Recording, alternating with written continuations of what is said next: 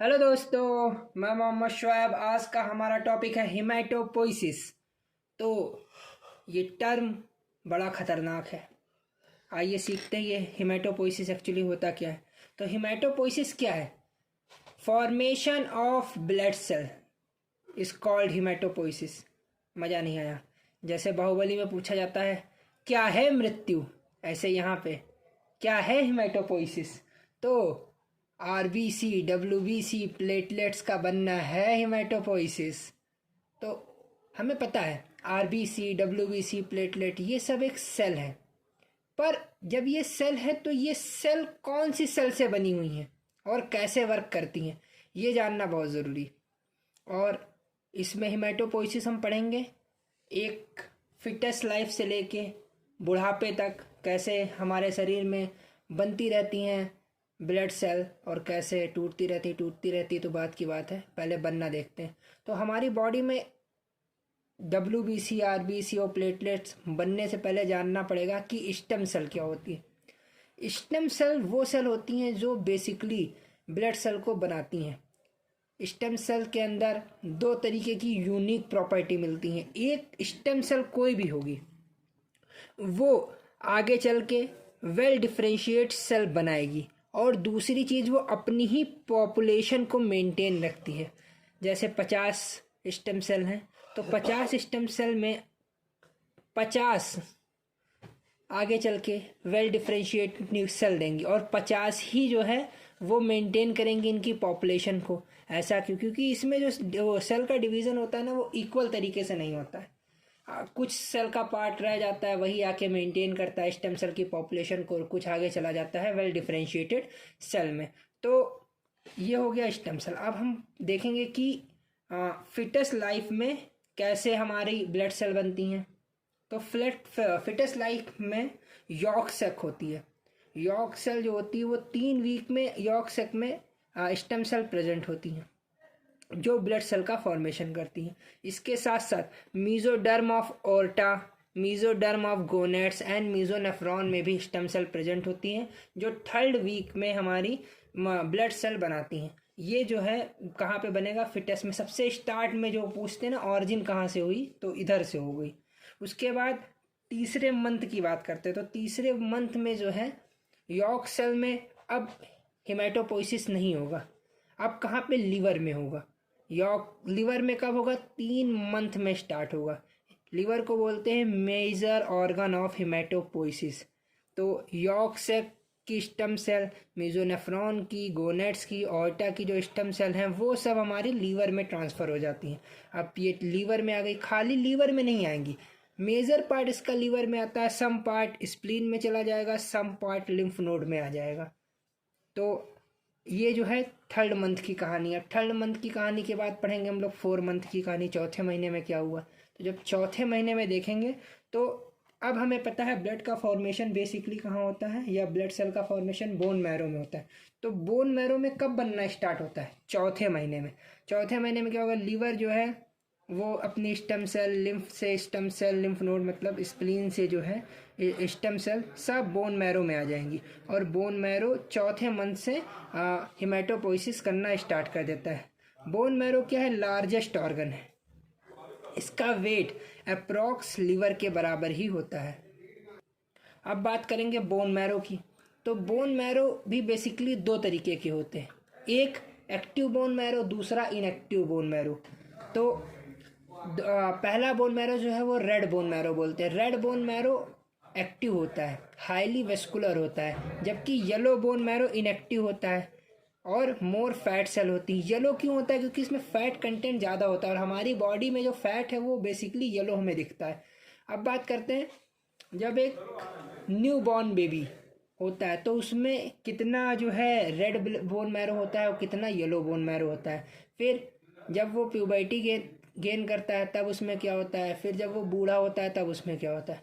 तो जब कोई बच्चा न्यूली बॉर्न बेबी जिसे हम बोलेंगे, उसमें उसकी हर बॉडी सेल जो होती है वो रेड बोन मैरो की बनी होंगी, जबकि ये जो है ऑलमोस्ट प्यूबर्टी तक ऐसा ही रहता है, क्योंकि बहुत हल्का सा चेंज होता है, रेड बोन मैरो से येलो बोन मैरो में कन्वर्ट हो जाते हैं। पर लगभग 18 प्लस की बात करें या 20, 25, 30 कोई भी एज ले ले, तो उसमें बेसिकली क्या होता है, एक्सियल स्केलेटन, अपना स्केलेटन जो है वो दो भागों में बटा हुआ है, एक्सियल, दूसरा एपेंडिकुलर। एपेंडिकुलर में क्या होता है, हाथ पैर आते हैं। एक्सियल में क्या होता है, स्कल आएगा आपका, वर्टिब्रल कॉलम आएगा, स्टर्नम आएगा, रिब्स आएगा। तो ये एक्सियल स्केलेटन। मेम्ब्रेनस बोनी और एपेंडिकुलर का ह्यूमरस और फीमर के अंदर रेड बोन मैरो प्रेजेंट होता है। बचे हुए जो भी हैं एपेंडिकुलर या फिर इनको छोड़ के एक्सियल स्केलेटन, मेम्ब्रेनस बोनी, ह्यूमरस और फीमर के प्रॉक्सिमल एंड को छोड़ के बाकी जितना भी पार्ट बचता है वहाँ पे येलो बोन मैरो होता है। तो दोस्तों अब हम देखेंगे कि कैसे हमारी RBC, platelets, natural killer cell, T lymphocyte, B lymphocyte, monocyte, eosinophil, neutrophil, ये सब कैसे फॉर्मेशन होती हैं, क्योंकि हमने खाली इन्हें पढ़ा है। तो सबसे पहले जो है एक सेल होती है जिसको बोलते हैं प्लूरीपोटेंट स्टेम सेल। ये कौन सी है, प्लूरीपोटेंट स्टेम सेल। जब प्लूरीपोटेंट स्टेम सेल आगे जाके डिवाइड होती है multipotent bone marrow stem cell and मतलब आगे चल के दो multipotent bone marrow stem cell में डिवाइड हो जाएगी। पहले क्या था, प्लूरीपोटेंट स्टेम सेल, आगे चल के दो multipotent bone marrow stem cell में डिवाइड हो गई। तो इसमें से ये क्या था, प्लूरीपोटेंट, ये क्या था, मल्टीपोटेंट। इस मल्टीपोटेंट को एक नाम दे दिया गया कॉमन लिम्फॉइड स्टेम सेल और इसको दे दिया गया कॉमन माइलाइड स्टेम सेल। अब एक एक करके दोनों की कहानियाँ सुनते हैं। जब ये कॉमन लिम्फॉइड स्टेम सेल आगे चल के कमिटेड स्टेम सेल में डिवाइड हुई, कितनी, 3 कमिटेड स्टेम सेल में डिवाइड हुई। लिम्फॉइड स्टेम सेल आगे चल के 3 कमिटेड स्टेम सेल में डिवाइड होगी।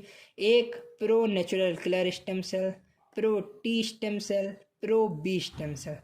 तो अभी तक हमने कहाँ तक कहानी देखी, ये कहानी हमारी चली प्लूरीपोटेंट स्टेम सेल आगे चल के multipotent bone marrow stem cell 2 में डिवाइड हुई। एक का नाम कॉमन लिम्फॉइड स्टेम सेल में पड़ा, दूसरे का कॉमन माइलाइड स्टेम सेल बना।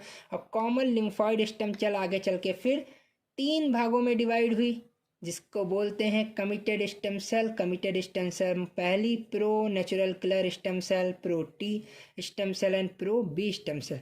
अब pro natural killer stem cell, ये जो पूरी कहानी हमारी चल रही है बोन मैरो की चल रही है, ये पूरी कहानी हमारी बोन मैरो की चल रही है।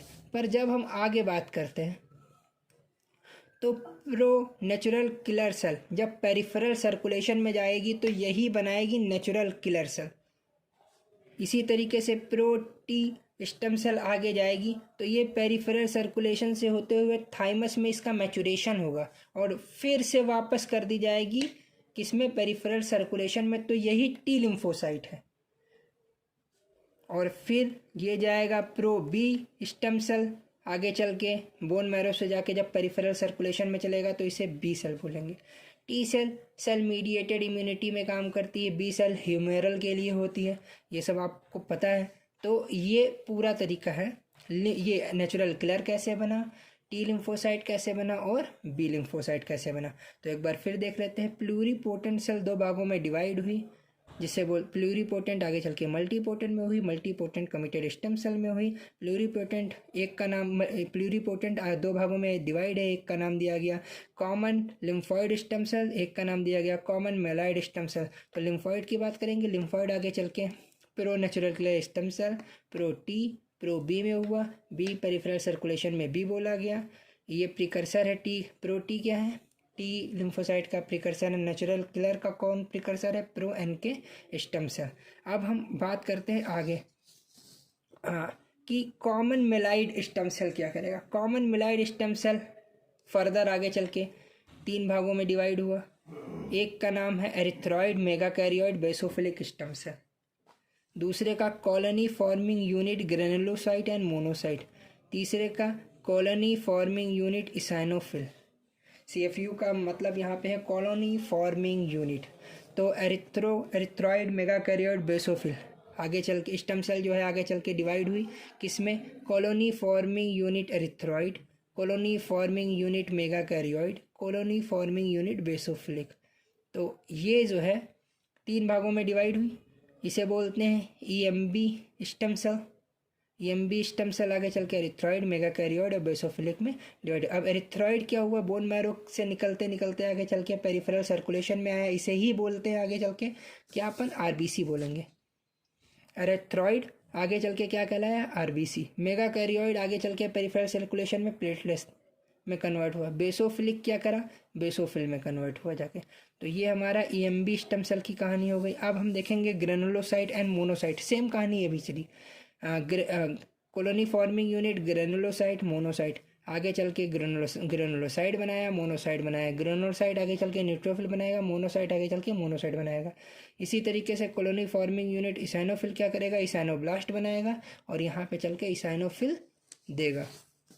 अब हम बात करते हैं कि थोड़ा सा मोनोसाइट के ऊपर फोकस करते हैं। अब हम थोड़ा सा मोनोसाइट के ऊपर फोकस करते हैं, क्योंकि मोनोसाइट जो है अपना बहुत ही इंपॉर्टेंट पार्ट है। मेनली क्या करता है, डिफेंस मैकेनिज्म है।